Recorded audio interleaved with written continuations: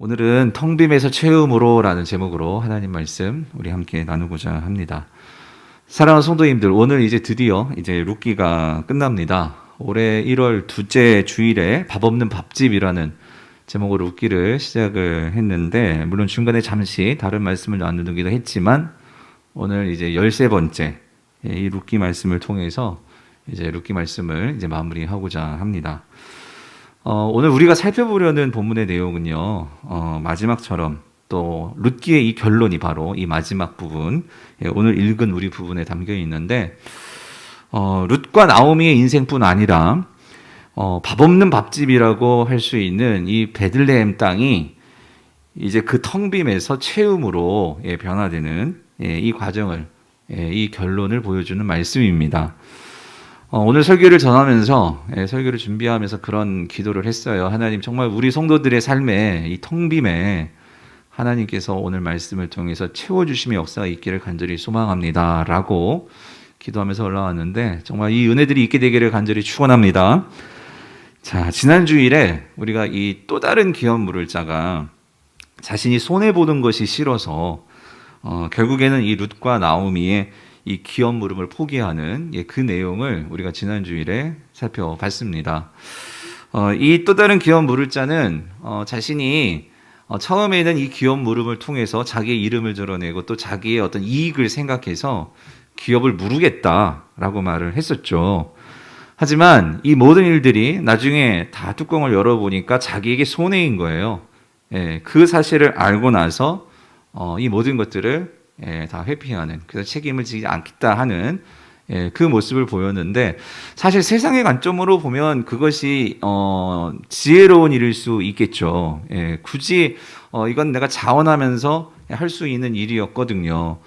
그런데 이것이 손해이기에 그것을 하지 않는 이 모습은 세상적으로는 뭐 그것이 더 지혜롭고 이익이 되는, 납득이 되는 일일 수 있을 거예요. 하지만 우리가 지난주에 봤죠. 하나님 편에서는 내가 정말로 더 하나님께서 주신 것이 있고 축복을 받았고 하였기에 내가 대가를 지불하고 희생을 치르지만 그 약하고 힘든 자를 섬기는 이 기업 물음은 하나님 편에서는 너무나 중요하고 또 너무나 가치 있는 소중한 일이었죠.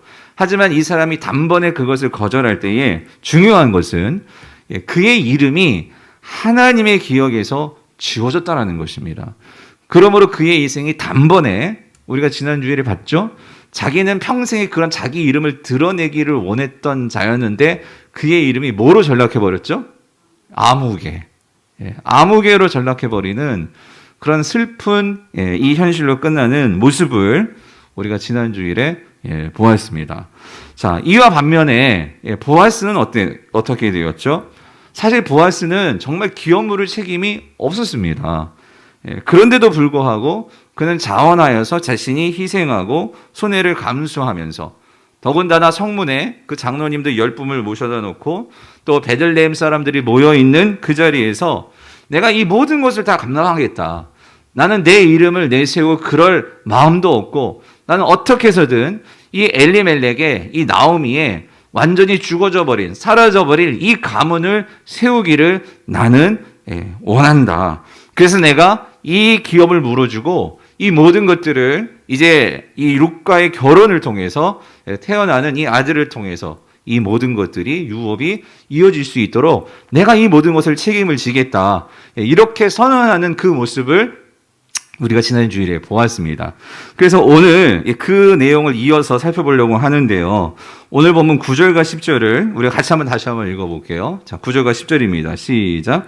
보아스가 장로들과 모든 백성에게 이르되 내가 엘리멜렉과 기련과 말론에게 있던 모든 것을 나오미의 산에 서손에서 산 일에 너희가 오늘 증인이 되었고, 또 말론의 아내 모압 여인 룻을 사서 나의 아내로 맞이하고 그 죽은 자의 기업을 그의 이름으로 세워 그의 이름이 그의 형제 중과 그곳 성문에서 끊어지지 아니하며 너희가 오늘 뭐가 되었느니라?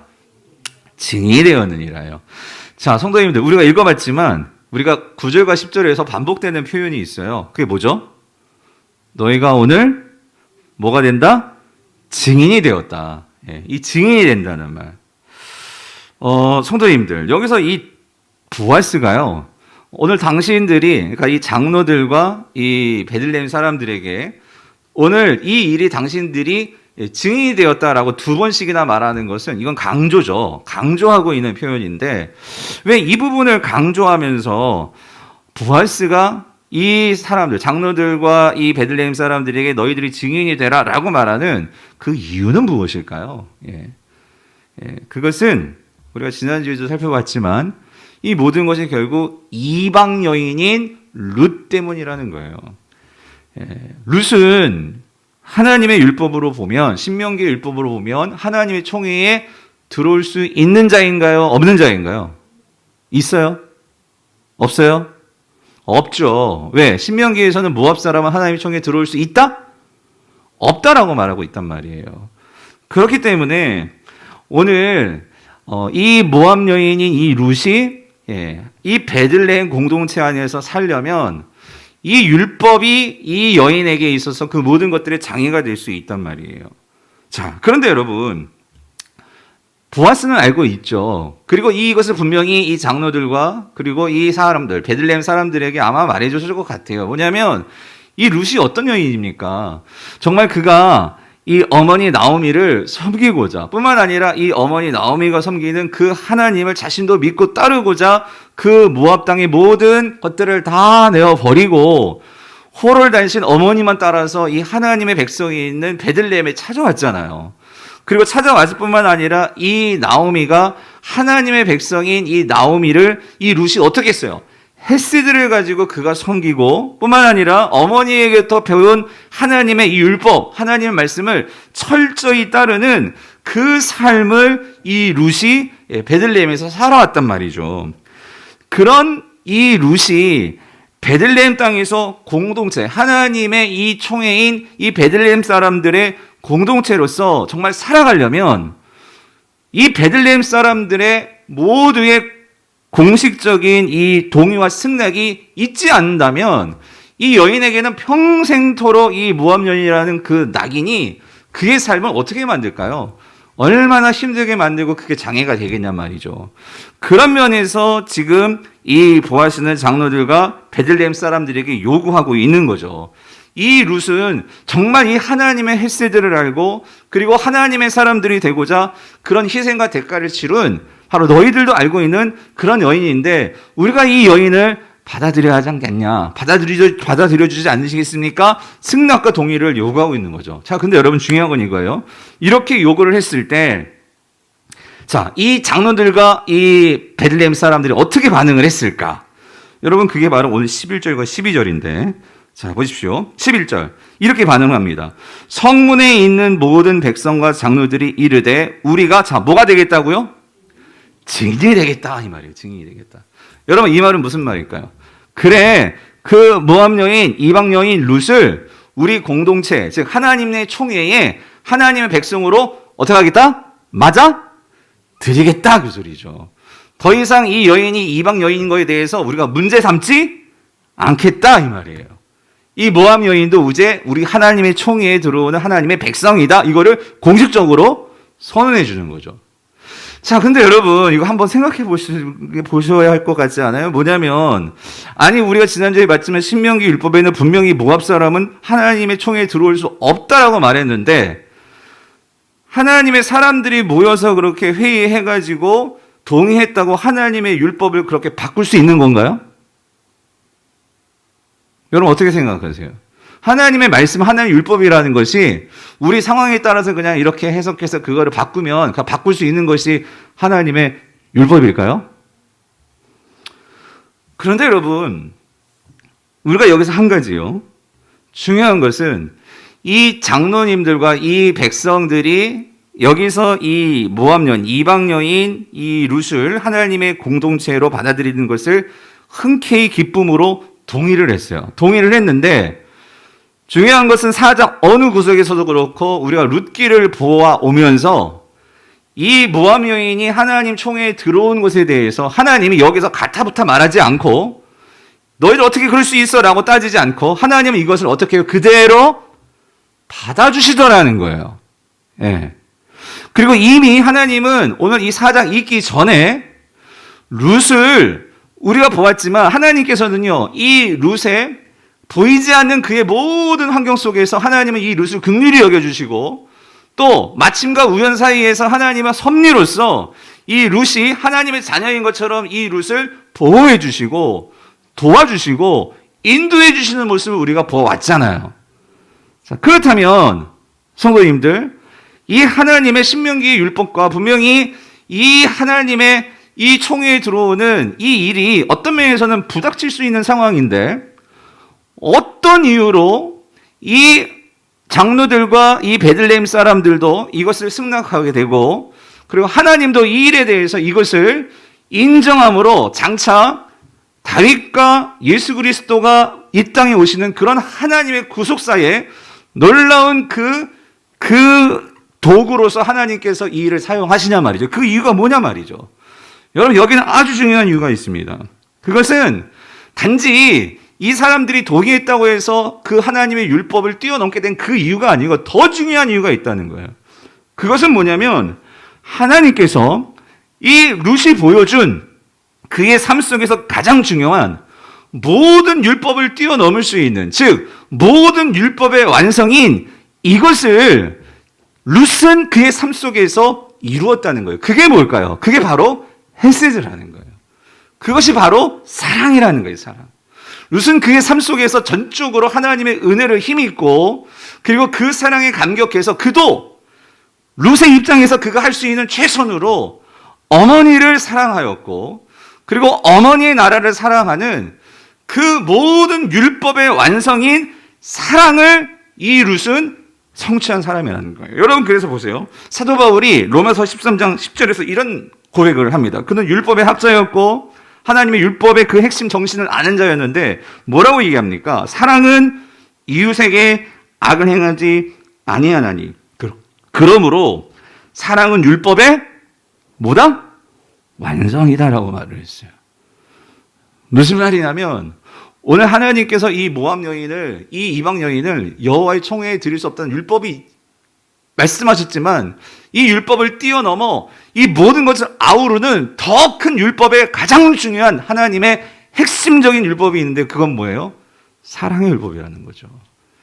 이 룻은 그 사랑을 보인 자고, 결국 이 사랑을 보이시는 분이 하나님이고 예수 그리스도이신데, 그 룻은 그 모습을 보였기에 하나님은 바로 그거야, 이미 그 룻을 들이셨다는 거예요. 왜? 정작 하나님의 백성이었던 이스라엘도 이러한 희생과 헤세드의 사랑을 제대로 보이지 못하고 있었는데, 오히려 이방 여인인 이 모압 여인 룻이 어떻게 해요? 하나님 백성들도 이루지 못하던 그 율법의 완성인 사랑을 이룬 모습을 보이기에 하나님은 이 여인을 하나님의 총회로 드리더라는 거죠. 뿐만 아니라 이 장로님들과 이 베들레헴 사람들도 무엇을 보고 감동했을까요? 이 모압 여인의 그 사랑에 감동을 한 거죠. 그것을 보았을 때 모두가 다 공통적으로 이 부분을 기쁘게 받아들이더라는 거예요. 더 놀라운 것은 여러분, 이 모압 여인은 그렇게 하나님 총회에 드릴 뿐만 아니라 오늘 보면 11절과 12절을 보면은요, 이 장로들과 백성들이 하는 일이 있어요. 무슨 일을 하냐면, 오히려 이들이 그 모압 여인이라면 여러분 그렇잖아요. 아무리 드렸다 하더라도 그 상황에 대해서, 이방 여인이라는 상황에 대해서 좀 안 좋게 생각할 수 있을지도 모르겠어요. 그런데 전혀 그런 모습 보이지 않고 이들을 축복을 하고 있다는 거예요.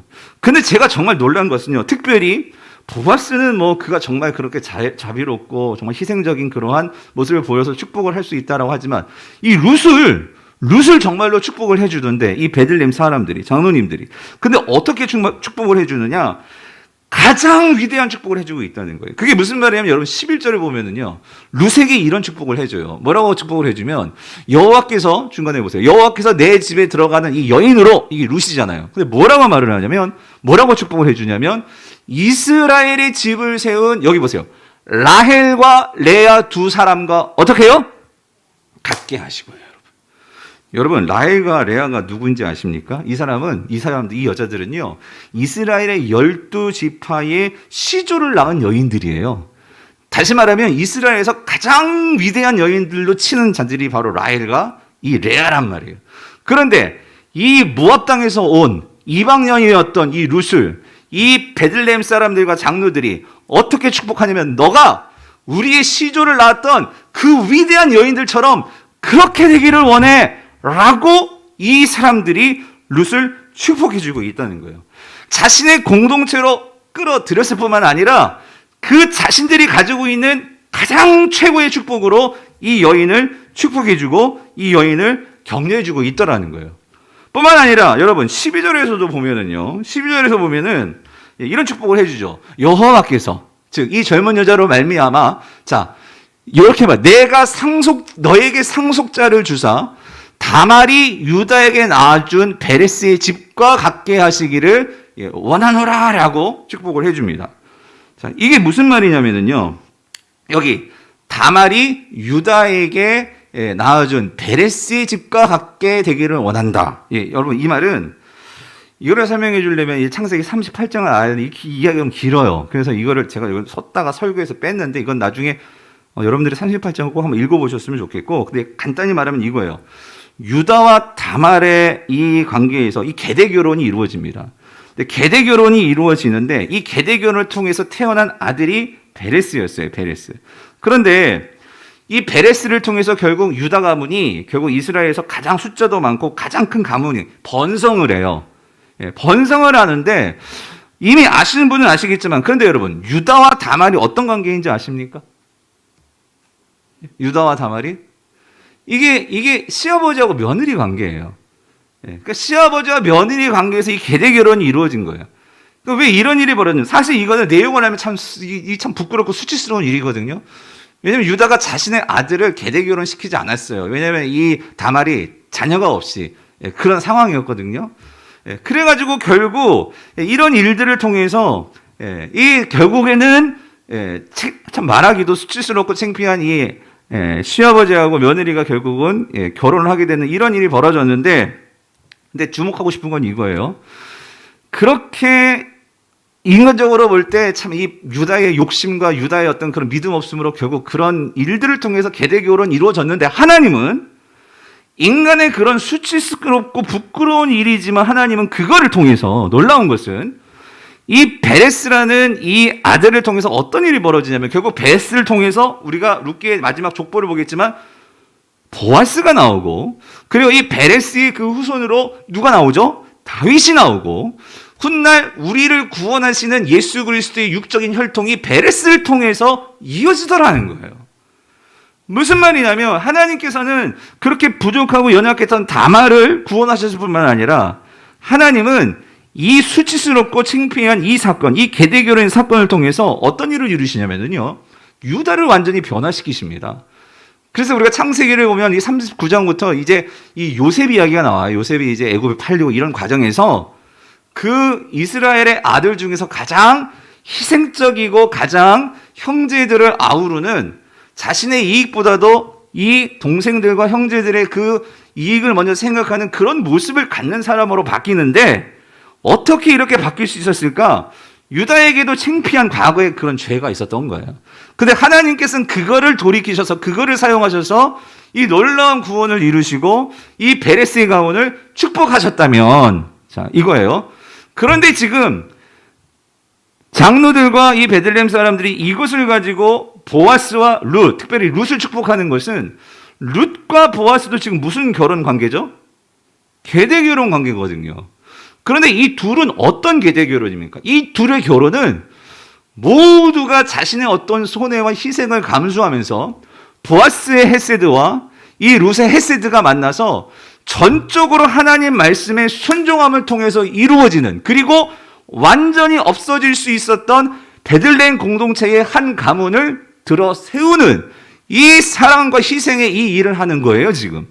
그런 면에서 이 장로들과 이 베들레헴 사람들은 이들의 그 헤세드의 사랑을 알고 축복을 비는 거예요. 하나님, 베레스의 집을 축복하셨다면 이 보아스와 룻은 진정한 하나님의 말씀에 순종해서 그 헤세드를 이룬 가문이니 어떻게 해달라고?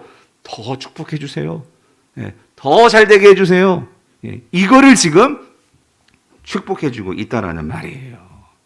그런데 여러분, 우리가 여기서 한 가지 정말 큰 베들레헴 사람들과 장로님들의 모습을 보면서 놓쳐서는 안 되는 아주 중요한 포인트가 있습니다. 그건 뭐냐면요. 지금 이 베들레헴의 이 모든 사람들과 장로님들의 그들 모습들이, 즉 다시 말하면 이 베들레헴 공동체의 모습이 완전히 바뀌게 되었다는 거예요. 오늘 이 보아스와 룻, 이 둘의 이러한 기업 물음과 계대 결혼 사건을 통해서 이들이 보여준 헤세드의 사건이 어떤 일이 벌어졌느냐?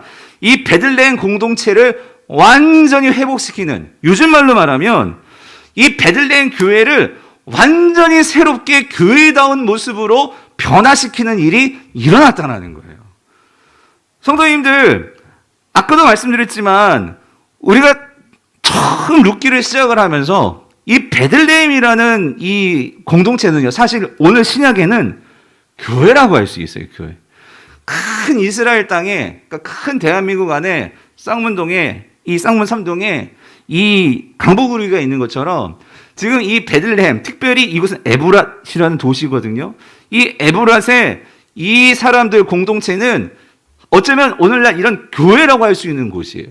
그런데 이 교회가 처음에는 어떤 모습이었냐?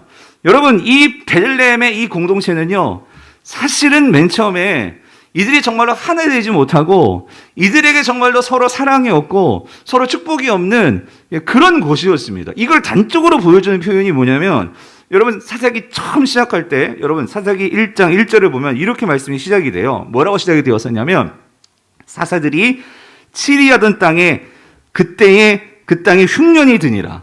유다 베들레헴의 한 사람이 그 아내와 두 아들을 데리고 모압 지방에 가서 거류하였는데 라고 나와요.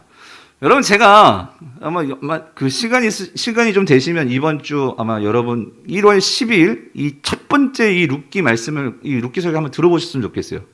들어보시면 확연하게 1장과 4장의 차이가 느껴지실 텐데요. 이게 무슨 말이냐면, 여러분 지금 이 베들레헴은요, 사실 오늘의 이 베들레헴, 우리 교회를 생각하시면서 한번 여러분들이 좀 비교하면서 생각해주면 좋을 것 같아요. 근데 이 베들레헴이라는 이 단어의 뜻이 뭐냐면 이 떡집이거든요. 떡집. 그래서 제가 그때 이렇게 설교 제목을 잡았어요. 밥 없는 밥집. 이게 왜 그러냐면, 여러분 지금 이 베들레헴 땅에 흉년이 들었어요. 그래서 먹을 것이 없는 거예요. 그렇죠? 그런데 그 먹을 것이 없다는 것은 이런 의미예요. 지금 밥집에 밥이 없어요. 다시 말하면 빵집에 빵이 없어요. 여러분, 밥집에 사람들이 밥을 먹으러 갔는데 밥이 없어. 그럼 사람들이 어떻게 할까요? 다른 집으로 가겠죠. 다른 밥이 있는 집을 찾아서 가지 않겠어요? 사실 지금 엘리멜렉과 이 나오미가 이 베들레헴 땅을 떠납니다. 떠나는 이유는 지금 밥집에 밥이 없기 때문이에요. 그런데 밥집에 밥이 없는데 왜 밥집에 밥이 없느냐? 사사기는 그 이유를 이렇게 얘기해요. 왜 그러냐면, 맨 처음에 그때가 어느 때였냐면 사사들이 치리하던 바로 그때였다라는 거예요. 여러분, 이게 뭘 말하는 걸까요? 여러분, 이스라엘 역사에서 가장 암흑기라고 할 수 있는, 즉 하나님의 백성들인데도 하나님을 왕으로 삼지 않고 자기 각자의 소견대로 자기 자신이 왕돼서 내 인생의 각자의 이 밥들을 찾아가지고 그렇게 찾아다니며 살았던 그때가 사사기 시대였어요. 그런 시대에 하나님의 백성들이라고 하지만 밥을 찾는데, 사실 여러분 오늘 나오미와 엘리멜렉은 요즘으로 말하면 교회에 다니지만 정말 진정한 하나님의 은혜가 뭔지도 모르고 하나님의 임재가 뭔지도 모르고 교회에 다녔던 사람들이에요. 어떤 면에서는 교회에 오면 복 받고, 교회에 오면 자녀들이 잘 되고, 교회에 오면 성공하고, 이러한 밥들만 얘기 들으면서 어쩌면 교회에 나왔던 사람인지도 모르겠어요. 그랬는데 그 밥이 완전히 사라져버린 거예요. 흉년이 들었단 말이에요. 그러니까 이들이, 이 나오미와 이 엘리멜렉이 어떻게 해요? 그 밥을 찾고자, 지금 베들레헴엔 그 밥이 없거든요. 그래서 그 밥을 찾고자 어디로 간 거예요? 모압 땅으로 간 거예요. 그런데 모압 땅에서도 그 밥을 찾았냐? 못 찾았죠. 오히려 남편 죽고 애들 죽고 쫄딱 망해버린 거예요. 그래가지고 결국은 그래도 내 고향 땅 어디? 베들레헴으로 돌아온 거란 말이에요. 자, 그렇게 돌아왔는데 그 베들레헴에서 하나님의 밥집에 밥이 없어서 이 나오미와 이 그의 인생의 모든 것이 텅 비었다고 그렇게 살아가던 이 나오미와 룻의 삶에 어떤 변화가 이루어졌느냐? 여러분, 4장에 오니까요. 그 이전만 해도 오늘 우리가 살펴보겠지만 그 베들레헴 사람들이 룻이 돌아왔을 때, 나오미가 돌아왔을 때 그 어떤 누구도 이들을 위로해 주거나 이들을 축복해 주거나 하나님의 은혜를 빌어 주거나 그런 사람이 없었어요. 모두가 각자 내가 우리 집 딸들이, 우리 집 애들이 이스라엘의 시조와 같은 자녀들이 되고, 그러니까 우리 집이 잘 되기를 바라지, 정말 진심으로, 그것도 이방 여자 이 룻을 데려다 놓고 정말 진심으로 너가 정말 제일 잘 되기를 원해. 여러분, 사실요, 우리가 정말로 이 주변에 우리 교회 안에서도 그렇고 우리가 남들을 축복해주고 잘 되기를 바란다 하지만, 정말 여러분, 우리가 정말 이 하나님의 은혜가 없고서는요, 남들이 잘 되는 걸 보면 기뻐하고 그걸 축복해주고 그래서 하는 정말 누가 있을까요? 예. 내가 잘 되고 내가 높아지기를 바라지, 우리가 정말 나는 여전히 낮아져 있고 나는 여전히 상황이 어려운데 내 주변 사람들이 정말로 하나님의 잘 될 수 있도록 복을 빌어주고, 여러분, 그러려면은요, 어떨 때 그럴 수 있을까요? 내 삶에 정말 채워짐이 없는 사람들은 그렇게 하지를 못해요. 왜? 내 마음속에 그런 여유도 없고 그것이 내 힘으로 되지 않는단 말이에요. 그런데 놀라운 것은 그렇게 각자가 밥을 찾아서 그렇게 살면서 경쟁하면서 그렇게 살았던 베들레헴 땅이었는데, 지금 4장에서 어떤 일이 벌어지죠? 이 사람들이 서로를 축복해주고 정말로 진심으로 이 이방 여자인 이 룻을 그 딱지 다 떼버리고 정말 네가 우리 지방에서 최고가 되었으면 좋겠고, 이런 축복과 이런 은혜를 베풀어주는 이 역사가 어떻게 일어나냐 말이에요. 그것은 지금 뭘 보여주는 걸까요? 베들레헴이 바뀌었다는 거예요. 예. 하나님의 교회인 이 베들레헴이 완전히 회복이 되었다는 거예요. 어떻게 회복이 되었을까요?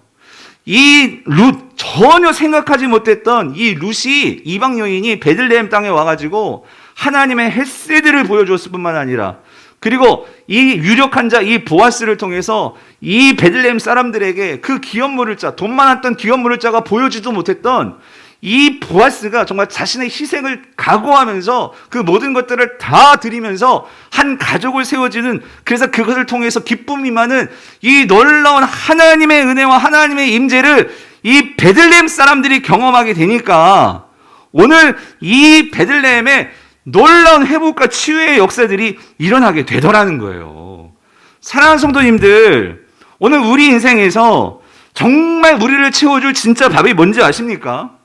오늘 이 룻기 결론이 우리에게 말씀해주는, 우리의 텅 빔의 인생에서 채워짐의 인생으로 바꿔질 수 있는, 우리를 채워주는 이 떡집이었던, 밥집이었던, 그 밥 없던 이 베들레헴 집을 채워주는 역사가 무엇으로 이루어진지 아십니까? 그것은 보이는 떡이 아니고 보이는 밥이 아니고 그 베들레헴에 뭐가 임했을 때? 하나님의 임재가 임했을 때, 하나님의 말씀을 통한 그들 가운데 이 은혜, 하나님의 사랑, 이 헷세드가 넘쳐날 때에 그 밥 없는 밥집이 밥으로 채워지는 역사가 일어나더라는 거예요. 사랑하는 성도님들, 하나님은요, 이것을 하나님의 백성들에게 가르쳐 주기를 원하셨어요. 사실 이스라엘 백성들이요, 하나님께서 출애굽을 시키셔가지고 그 젖과 꿀이 오는 약속의 땅 집어넣기 전에 이들을 먼저 어디를 거치게 하셨죠? 광야를 거치게 하셨어요. 그런데 여러분, 왜 하나님께서 그 광야에서 이스라엘 백성들을 생고생하게 하셨을까? 그것은요, 하나님께서 이거 가르쳐 주시기 위함이었어요. 그건 뭐냐면, 광야에서도 하나님의 백성들은 모일 수 있고, 광야에서도 하나님의 백성들은 살 길이 있다는 거예요. 그런데 여러분, 어떻게 광야에서 삽니까? 어떻게 광야에서 40년 동안 살 수 있습니까? 여러분, 광야에요, 하나님께서 만나를 내려주셨죠. 그런데 중요한 게 이게 있어요. 만나가 있었기 때문에 그들이 살았던 것이 아니고, 하나님께서 정말 만나를 통해서 이스라엘 백성들에게 가르쳐주고 싶었던 것은 뭐냐면, 하나님의 백성들은, 즉 떡 없던 떡집이 떡으로 가득 차기 위해서는요, 보이는 만나가 중요한 게 아니었고 사실은 뭐였을까요? 하나님의 말씀을 따라 살아가는 삶이 있느냐 없느냐, 그것이었다라는 거예요. 그래서 하나님께서 주시는 말씀이 뭡니까? 신명기 8장 3절에서 너를 낮추시며 너를 줄이게 하시며 또 너도 알지 못하며 내 조상들도 알지 못하던 만나를 내게 먹이신 것은 사람이 뭐래요? 떡으로만 사는 것이 아니요 여호와의 입에서 나오는 뭐요? 모든 말씀으로 사는 줄을 내게 알게 하려 하심이라요. 사랑하는 성도님들 잘 보세요. 하나님께서 만나를 내려주시는데 여러분 보세요. 사람이 떡으로만 사는 것이 아니다. 이게 무슨 말이죠? 하나님께서 만나를 막 내려주셨어요. 그랬더니 이스라엘 백성들 하나님은 하루에 하루 먹을 것만 갖고 와. 6일 때는 안식일이 있으니까 그때만 이틀치 갖고 와. 그랬는데 여러분 사람들이 어때요? 나가보니까 내일 나가기 싫은 거예요. 그리고 우리 집에 그냥 쌓아놓고 싶은 거예요. 그래가지고 하나님은 분명히 하루 먹을 거 갖고 와. 그랬는데 그렇게 하지 않고 이틀치 갖고 오고 3일치 갖고 와가지고 쌓아놨어. 이거 어떻게 되었어요? 만나가 어떻게 돼? 다 썩어버리는 거예요. 썩어버리는 거예요. 예. 하나님께서 하나님의 백성들에게 뭘 가르쳐 주시려고 하는 걸까요? 우리의 텅빔을 채울 수 있는 것은 내가 떡을 채워놔가지고 그게 채워지는 것이 아니다. 성도들의 삶에서 텅빔이 채워질 수 있는 것은 여호와의 말씀을 통한 내 삶에 임하는 하나님의 임재가 있느냐 없느냐. 예? 내 삶에 들어와서 나와 함께 작동하고 나와 함께 살아가고 나와 움직이는 이 하나님의 말씀의 임재를 경험하며 사는 인생이냐 아니냐. 그것이 우리 삶의 텅빔을 채우고도 남을 수 있는, 그것이 우리의 이 베들레헴, 이 교회를 회복시킬 뿐만 아니라 새롭게 하는 하나님의 체험이다라고 말씀해 주시는 거예요. 사랑하는 성도님들, 오늘 이 사세가 치리하던 때에 각자가 하나님의 말씀과 상관없이 마음대로 살아가던 곳이 베들레헴 교회였어요. 그런데 하나님께서 4장에서 그 베들레헴 떡집이 채워지는 거 뭡니까? 룻이 하나님의 율법에 순종하면서 헤세드를 실천하고 보아스가 정말로 그의 삶을 다 들여서 주님께서 우리에게 보셨던 희생처럼 그가 정말로 섬김과 사랑으로 말씀에 순종하는 모습들이 그들의 삶 속에서 보여지고 그들의 삶 속에서 존재할 때 이 베들레헴이 진짜 떡집이 되더라는 거죠. 사랑하는 성도님들, 교회가 어떻게 회복이 될까요? 여러분 잘 생각해 보세요. 사실 교회는요, 우리가 그리스도 안에서 정말 서로 다른, 그러니까 마치 베들레헴 사람, 모압 사람, 지금 그 사람들이 섞여 있는 곳이 지금 베들레헴 교회잖아요. 그런데 그곳에 하나님의 말씀의 임재와 하나님의 말씀의 사랑이 거기서 넘쳐나니까 네가 이방인이든지 네가 모압영이든지 그게 중요하지 않아요. 우리 모두가 그리스도 안에서 정말 한 지체가 되고 한 가족이 되었거든요. 그 안에서 진정한 하나됨이 일어나는 거예요. 여러분, 교회는 그리스도의 사랑 안에서, 즉 그리스도 안에서 서로 다른 모든 지체가 모여서 하나가 되는 곳이 교회입니다. 세상은요, 서로 다르면은요, 서로 끼리끼리가 될 수밖에 없어요. 유유상종, 나하고 맞는 사람들이 이렇게 모이고 그렇게 되어질 수밖에 없단 말이죠. 왜? 그게 편하니까. 그런데 여러분, 사도 바울이 그렇게 에베소서에서 예수 그리스도가 교회의 머리시고 그를 통해서 만유가 통일되신다, 이방인과 유대인들이 하나가 된다, 그게 교회다라고 말하는 그 이유가요, 교회는 진정으로 그리스도의 그 모습으로 그 안에 모이게 되면 모두가 결국 다른 것이 다 달라도 우리는 다 그리스도 안에 있기 때문에, 그 그리스도의 사랑을 따르는 자들이기 때문에, 그 사랑이 모든 율법을 완성하고 모든 것들을 하나로 덮어버리기 때문에 우리가 하나가 될 수 있음을 보여주는 것이 교회란 말이에요.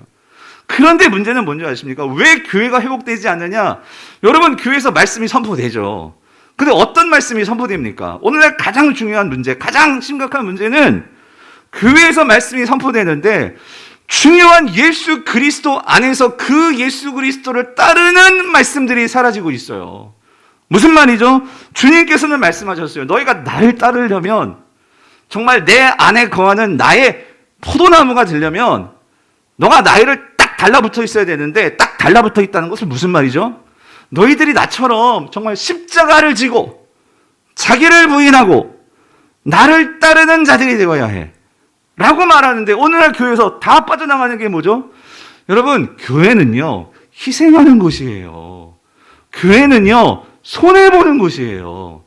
그런데 이렇게 희생하고 손해를 말하면 성도들은 그런 부분이 마음에 와닿지 않기보다, 마음에 닿는다기보다 그게 부담이죠. 그런데 여러분, 중요한 게 이게 있어요.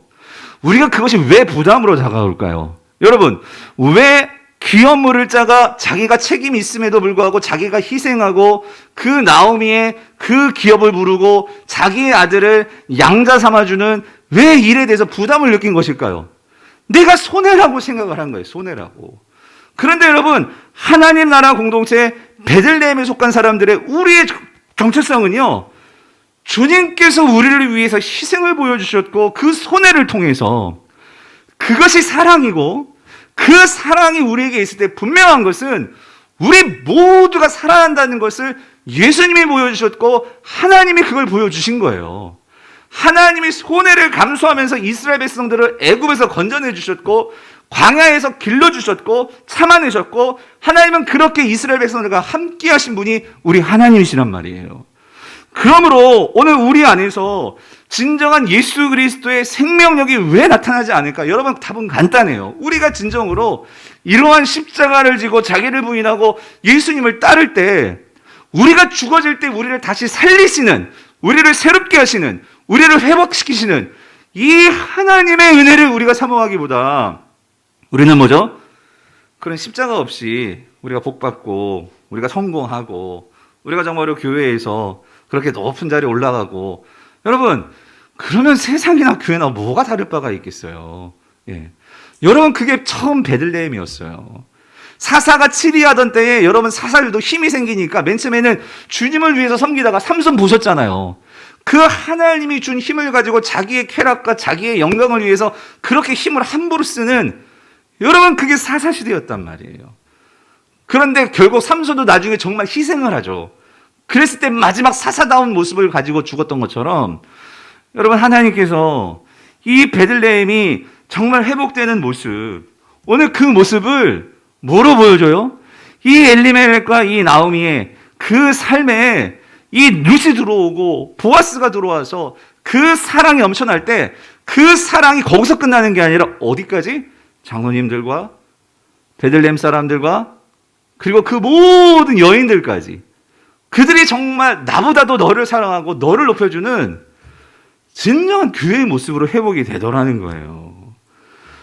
그래서 여러분, 이게 증인 공동체라는 거예요. 오늘 이 보아스가 너희들에게 말했던 너희들이 증인이 되어야 됩니다. 그 말은 당신들이 이 헤세드를 보았으니까 이 헤세드를 가지고 당신들도 그 헤세드를 증거할 수 있는 증인이 되십시오. 여러분, 교회는 증인 공동체예요. 하나님의 사랑을 우리가 보았기에 우리가 그 헤세드를 보여줄 수 있는 바로 그것이 증인 공동체란 말이죠. 그래서 여러분, 오늘 본문을 보면은요, 보세요. 이 여인들이 나오는데 여러분 오늘 보면 14절과 15절을 보세요. 여러분, 이 베들레헴이 회복되었다는 것을 우리가 어디서 또 볼 수 있냐면요, 바로 이 여인들의 반응입니다. 자, 이 여인들이 나오미와 룻을 축복을 해주는데, 자 보세요. 14절에 여인들이 나오미에게 이르되, 자, 나오미에게 뭘 하느냐? 처음으로 이들에게 이 나오미에게 여인들이 보여준 첫 번째 모습은요, 뭐예요? 찬송할지로다요. 여러분, 이게 무슨 말인지 아세요? 이들이 나오미에게 제일 먼저 하는 것은요, 우리가 하나님을 찬양한다. 우리가 하나님께 예배한다. 뭘 보여주냐면 지금 이 베들레헴에 예배가 회복되었음을 보여주고 있더라는 거예요. 여러분, 룻기를 처음부터 한번 보세요.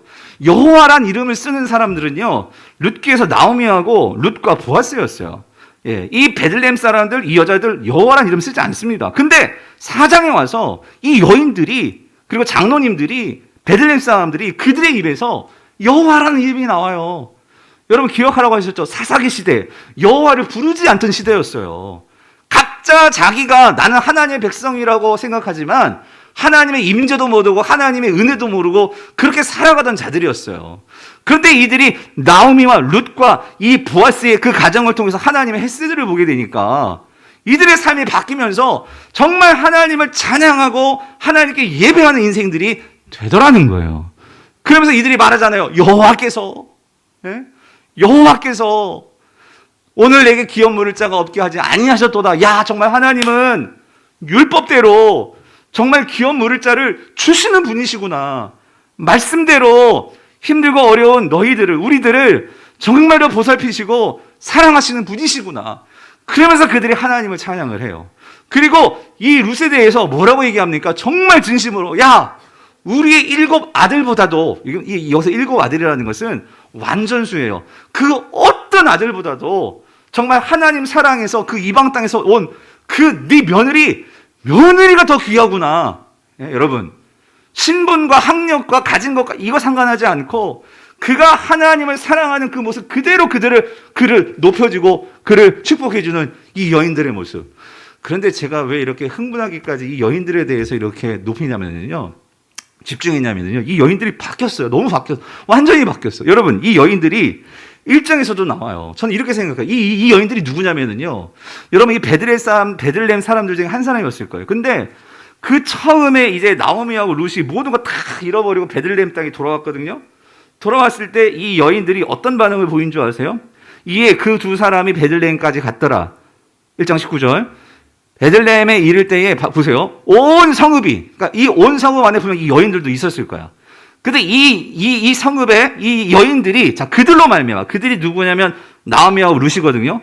빈털털이 돼가지고 돌아왔어요. 예, 인생의 완전 실패자로 돌아오는 거예요. 그런데 그들로 말미암아, 자, 뭐해요? 떠들며요. 떠들며. 여러분, 지금 내 이웃이 내 형제가 그렇게 쫄딱 망해가지고 왔어요. 그러면 그걸 어떻게 해줘야 돼요? 우리가 입 다물고 손잡고 기도를 해주든지 등 두드려 주든지, 아니면 내가 갖고 있는 좀 물질 주머니 넣어 주든지, 그래야지 막, 야, 그게 나오미라며? 와, 쫄딱 망했다며? 아이고, 그거 봐. 그렇게 떠나더니만 잘 됐어. 이러면서 말이죠, 여러분. 떠들며 이러쿵저러쿵 그러면서 뭐라고요? 이가 나오미냐? 이게 무슨 말이야? 그 말이란 말이에요. 야, 그게 정말 나오미야? 아, 나오미야? 아, 그랬대. 이런 거 말이에요. 그런데 이랬던 여인들이 지금 뭐 하고 있어요? 4장에서 하나님을 찬양하며, 그리고 그 하나님의 이름을 가지고 이 나오미를 축복하고 룻을 축복하는, 이렇게 바뀌었단 말이에요. 여러분, 이렇게 바뀐 게 뭐예요? 하나님의 임재와 말씀의 은혜를 경험하니까, 그렇게 경험하니까 그들의 삶이 바뀌더라는 거죠. 그리고 여러분, 또 한 가지 더 놀라운 게 뭐냐면, 자, 여러분, 정말 이 공동체가 너와 나가 없는 정말 하나의 가족 같은 공동체, 하늘 아버지를 둔 진정한 교회다운 교회의 모습, 사랑의 공동체로 바뀐 것을 알 수 있는 게 뭐냐면요, 자, 여러분, 10절 보세요. 10절 보면 오늘 하나님께서 은혜를 정말 주셔가지고 그 장로님들의 기도 그대로 이 보아스와 룻이 아들을 낳습니다. 아들을 낳아가지고 이 나오미에게 그 손자를 안겨줘요. 그러면 이 손자 이름을 지어야 되잖아요, 여러분. 이름을. 근데 여러분, 이 이름을 누가 짓는 줄 아세요? 보통 이스라엘은요, 이름이 너무 중요해요. 이름을 잘 지어야 돼. 그죠? 그래서 보통 아버지나 할아버지나 그 가정의 그 중요한 인물들이 그 이름을 짓는데, 여러분, 여기서요, 그 나오미에게 이제 품에 안겨진 이 손자 이름을 오벳이라고 짓는데, 이 오벳 누가 지었을까요? 바로 아까 그 여인들이 지은 거예요. 여인들이. 그의 이웃 여인들이 그에게 이름을 지어주되 나오미가 아들이 태어났다에 그의 이름을 뭐라고 했다고요? 오벳이라는 거예요. 오벳이라. 근데 나오미도, 여러분, 할머니가 자기가 정말 좋은 이름 지어줄 수도 있잖아요. 근데 그렇게 하지 않고 이웃들이 지어진 이름 그대로 그걸 받습니다. 근데 이 오벳이라는 이름의 뜻이 뭐냐면요, 섬기는 자예요. 섬기는 자. 그러니까 그러니까 이웃 사람들이 그런 거예요. 정말 너는 너희 가문이 잘 돼서 정말 이스라엘과 정말 이 베들레헴과 사람들을 섬기는 자가 되라. 왕이 되는 것도 아니고 섬기는 자가 되라. 그런 의미에서 이름을 지어줬어요. 전 이건 정말 예언자적인 어떤 구속사적인 그런 지은 이름이라고 생각이 들어요. 그런데 이렇게 섬기는 자가 되라 했는데, 여러분, 오벳을 통해서 어떤 일이 벌어집니까? 실제적으로 이제 이스라엘을 섬길 왕으로서의 누가 나와요? 다윗이 나오고, 더 중요한 것은 이 오벳을 통해서, 다윗을 통해서 오늘 저와 여러분의 죄를 사해 주실 뿐만 아니라 우리의 영혼을 위해서 섬기시는, 인자는 섬김을 받으려 함이 아니요 섬기러 왔다라고 말씀하시는 누가 오십니까? 예수 그리스도가 오시잖아요. 예? 이 놀라운 일들이 지금 어디에서 일어나고 있어요? 베들레헴 교회 안에서 일어나고 있어요. 예? 그 나오미의 쫄딱 망했던 가족이 아무것도 없다고 생각했는데 그 이웃들이 다 나의 뭐가 되어 가족이 되고 형제가 되고 있는 거예요, 여러분. 여러분, 이게 교회예요, 교회. 어떻게 이런 교회가 되냐고요. 하나님의 임재의 말씀에 사로잡힌 자들이 한 명, 두 명 생겨날 때에 그 교회가 살아나게 되더라는 거예요. 사랑하는 성도님들, 결국 텅 비었던 나오미의 그 삶뿐만 아니라 오늘 이 빵집에 빵이 없었던 영적으로 텅 비었던 이 베들레헴의 이 공동체가 사랑이 꽃피고 기쁨이 솟아나고 놀라운 축복이 넘치는 이런 회복이 일어났다는 거예요. 어떻게 이런 회복이 일어났다고요? 어떻게 이런 일이 일어난다고요? 하나님의 임재와 하나님의 은혜가 들어가야지만 이런 일들이 일어나게 되더라는 거예요. 사랑하는 성도님들, 여러분 꼭 기억하십시오. 우리 삶에 지금 코로나로 여러 가지로 여러분의 삶이 텅 비어 있고 어렵잖아요. 우리가 이거를 채우려고 여러분 아웅다웅하면서 우리가 살고 있잖아요. 근데 여러분 기억하십시오. 물질의 양식이 채워진다고, 돈으로서 우리의 삶이 채워진다고, 과연 우리의 삶에, 구멍난 삶에, 우리의 삶의 근원적인 어떤 그런 채워짐이 일어날까? 여러분, 그렇다면 왜 돈 많은 사람들도 왜 허무하냐고요?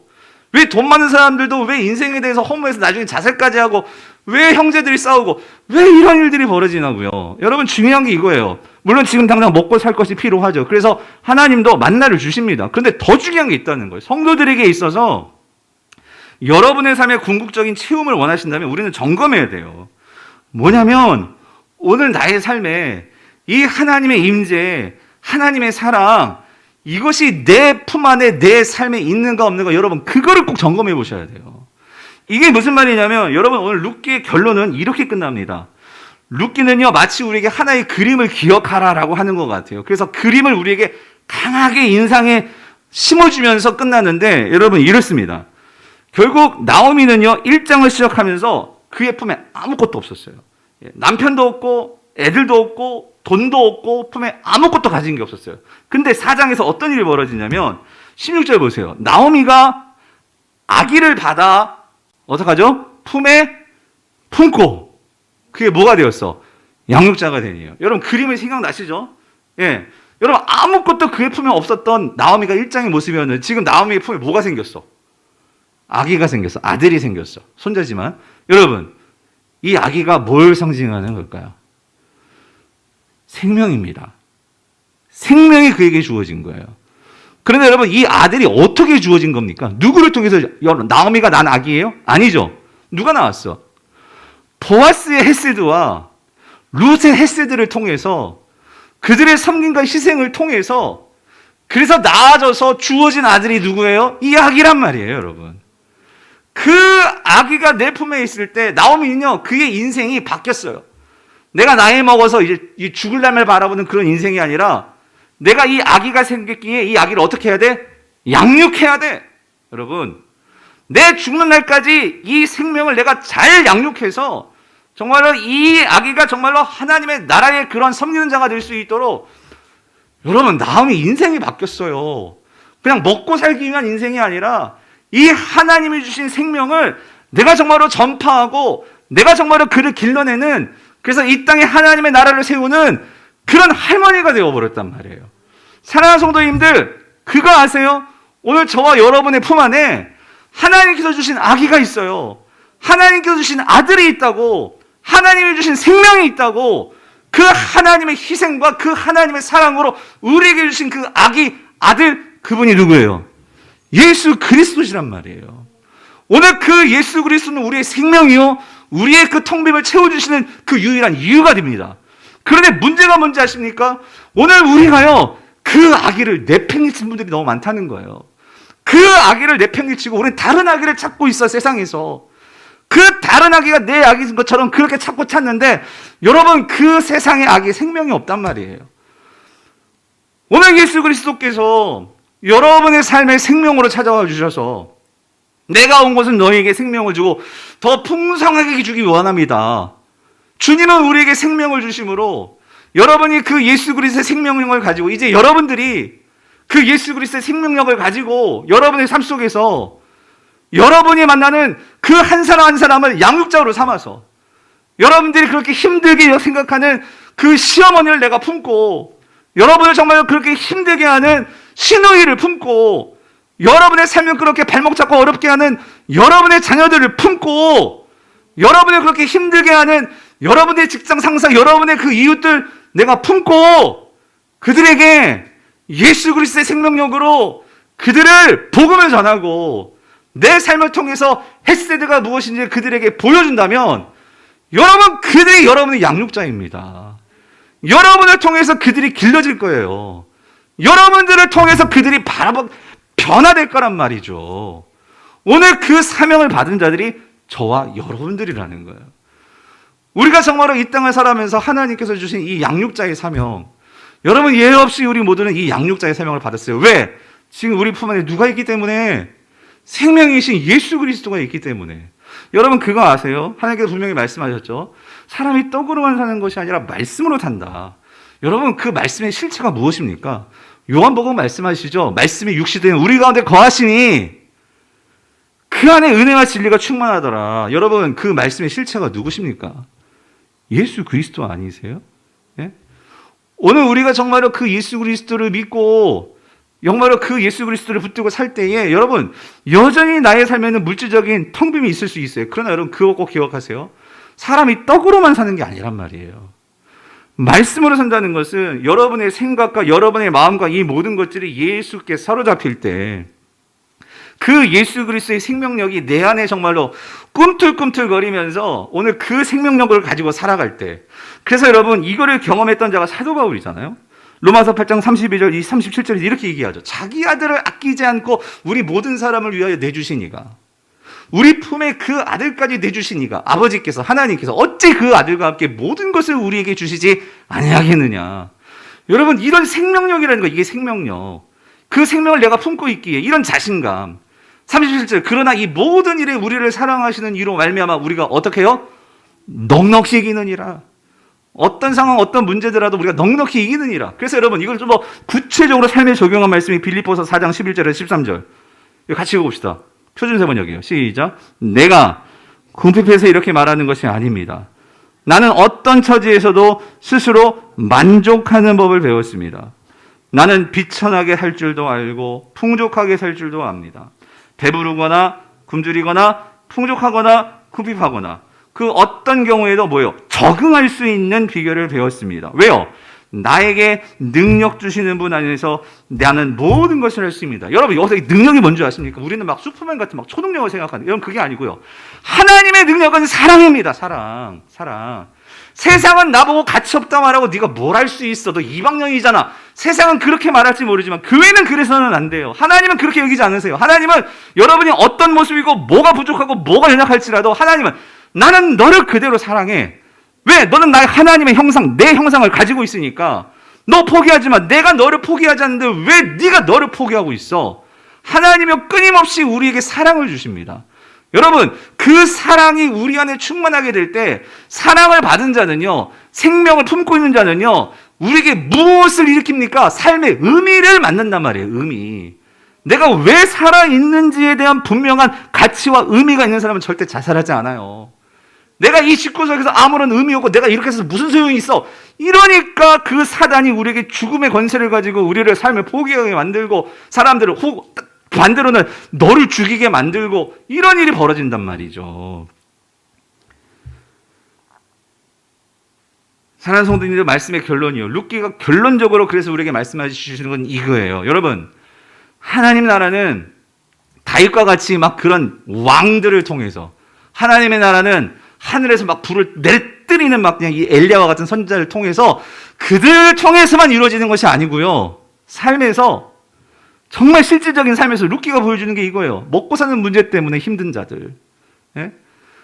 내 남편이 지금 병들어가지고 어려운데 거기다 또 내 시어머니까지 병들어가지고 어렵고 정말 내 시누이까지 정말 그렇게 힘든 상황에서 어찌할 바를 모르는 그런 성도들이지만, 그런 나이지만 이 자녀 때문에 평생을 그렇게 썩고 평생을 그렇게 내 삶이 나아지지 않은 그런 인생을 살고 있지만 그 자리에서 하나님의 은혜를 사모하며 하나님의 사랑을 가지고 하루하루 견뎌내며 말씀 붙들고 살아내며 그 말씀으로 채움을 얻는 바로 그러한 이 시대의 룻, 이 시대의 나오미, 이 시대의 보아스와 같은 나를 희생할 수 있는 그 사람을 통해서 하나님은 놀라운 구원의 역사를 이루어 가시더라는 거예요. 여러분 이게 룻기입니다. 룻기. 그래서 마지막으로 한 가지 결론으로 적용을 한다면 여러분 오늘 우리에게 정말 우리가 헤세드를 그래서 우리는 어떤 방법이든지 우리가 정말로 보일 수 있는 그런 일들을 찾아야 돼요. 때마침 여러분 이제 추석을 앞두고 그래서 교회 광고 나갔잖아요. 작년에는 우리가 이 추석 그 나눔 상자를 하지 못했어요. 코로나 때문에. 근데 제가 올해도 좀 고민을 많이 했어요. 왜냐하면 지금 우리 교회 성도들도 많이 어려워요. 그런데 하나님 이걸 우리 성도들도 어려운데 이걸 해야 될까요? 근데 여러분 그런 마음을 주시는 거예요. 루시, 나오미가, 보아스가 여러분 그런 거 자기 형편 생각하고 한 것이 아니라 하나님께 받은 은혜를 생각하면서 내가 할 수 있는 선에서 최선을 다하는 것이 그게 헤세드예요. 헤세드. 그리고 여러분 헤세드가 뭐예요? 내가 할 이유가 없어요. 예, 하지 않아도 돼. 그런데도 불구하고 내가 희생해서 충성해서 약한 자들을 섬기는 것이 그게 헤세드예요. 그렇다면 우리가 정말 룻기 말씀을 들었는데 룻기 말씀을 배웠는데 그럼 우리가 교회적으로 아무리 코로나지만 뭐 코로나 나아지만 할 수도 있겠지만 그거보다 여러분 우리 이제 순모임도 개강을 하고요. 각 순에서 한 상자씩 그냥 있는 것에서 여러분들이 조금씩 마음을 보탰으면 좋겠고 또 우리 성도들과 여유가 되시는 분들도 있어요. 그런 분들은 여유가 되신다면 여러분이 할 수 있는 선에서 한 상자씩 하셔도 되고 그래서 이번에 40상자를 만들어서 이 주변에도 얼마나 텅 빈 사람들이 많겠어요. 아무도 찾아와 주지 않는 이 추석에 정말로 그런 작은 거 하나에 정말로 감동하는 그런 이웃들이 있을 거라고요. 그래서 우리가 교회가 또 그런 실천을 통해서 우리가 교회적으로도 그렇고 여러분의 삶의 각자의 자리에서도 그렇고 우리가 정말로 텅 빔을 채움으로 그렇게 변화시킬 수 있고 그런 생명력을 흘려보내는 저와 여러분 될 수 있기를 주님의 이름으로 축원드립니다.